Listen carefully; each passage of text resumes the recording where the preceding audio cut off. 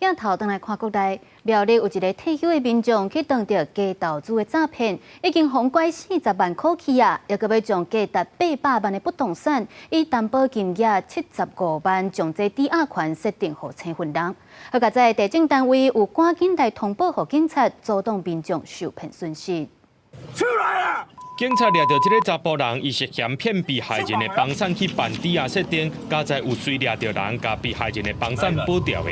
这个房设定权一旦成立，真的我们已经就是没有房子可以住。苗栗检警和地政单位今年4月成立科技地质移动平台，透过3方通报机制防止诈骗。平台对2月初开始运作。苗栗地政事务所3月初就接到通报，讲一个大概是60岁查甫人去办理价值800万的土地房屋设定，而且这抵押权人不是金融机构，担保金仅75万，认为有问题。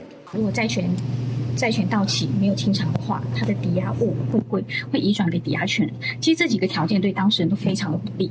来针对这些作为来做出禁止不动产转移登记的强制处分。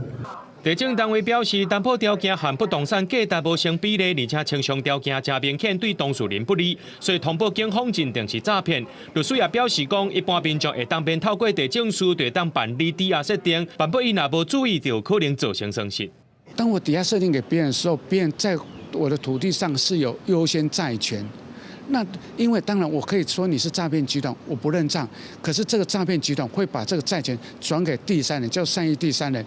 只要是善意第三人登记下去的话，你连对抗都没得对抗。任何一个条件是不相当，或是异常，或是连对方是谁都不清楚情况之下，不要贸然的抵押设定给别人。律师提醒，抵押设定是在不动产贷款交易当中一种的法律程序。若准当事人无法度还钱，这权人会当根据着抵押权向法院申请拍卖抵押物，或者是将这权转移。民众在咧办理进前呢，要特别来注意。公司新闻综合报道。